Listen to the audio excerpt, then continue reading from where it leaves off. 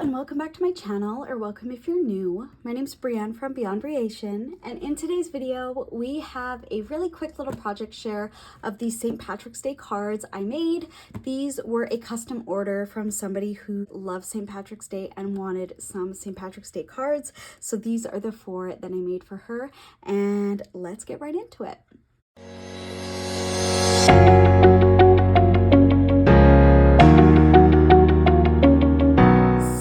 For the St. Patrick's Day cards that you see here, I was unable to find a St. Patrick's Day paper collection at a local scrapbook shop. There are 2 here that are local to me, and neither one of them bring in St. Patrick's Day. It just is not something that sells at the store, so it's not something they bring in. And there wasn't enough time. They could have ordered it in for me, but there wasn't enough time for them to do so. So I am subscribed to the Snap Click Supply email subscription, and they sell the digital collections for Echo Park. And on sale in the past couple of weeks was the St. Patrick's Day collection.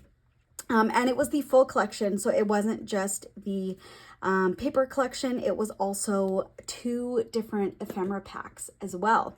So because it was on sale and I needed it, I went on and I bought that for myself, and now I have it digital for forever.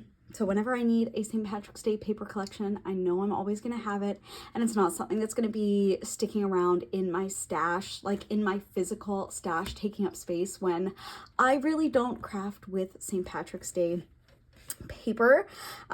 This, I'm pretty sure, is the first time I've ever crafted with St. Patrick's Day paper, so it's not something I use very often, so having it in digital and able to print off and use whenever I need it is perfect.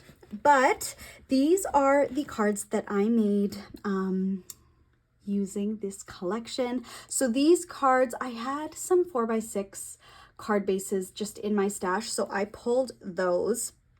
And then I used my Hunky Dory.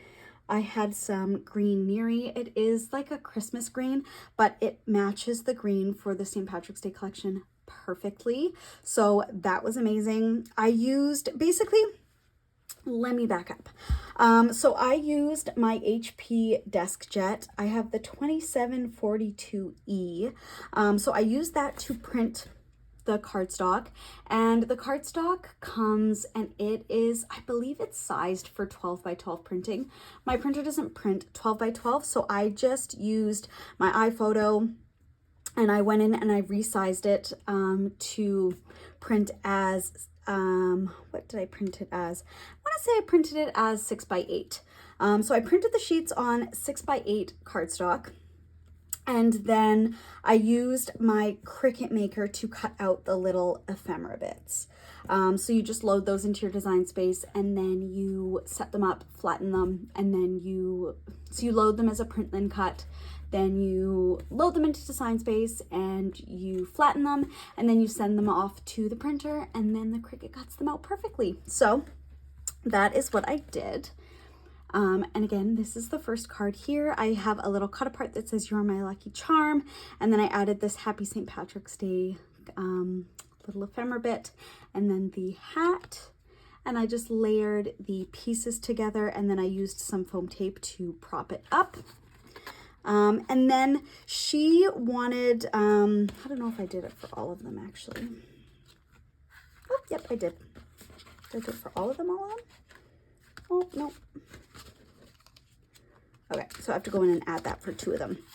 But she basically wanted a little tuck spot on the inside for money or for a gift card. So I just added this little cut apart here. And then so you can slip a gift card or money in there. So that's the first one. The second one here has this shamrock background sheet. I added a strip in the middle and propped that up on foam tape. A cut apart here that says Happy St. Patrick's Day, and then this shooting star ephemera piece, and then the little beer with the shamrock in it. And then in here, it's a little ephemera bit, and it says "Have a Happy St. Patrick's Day." And again, that's just a little tuck spot. So that was the second one.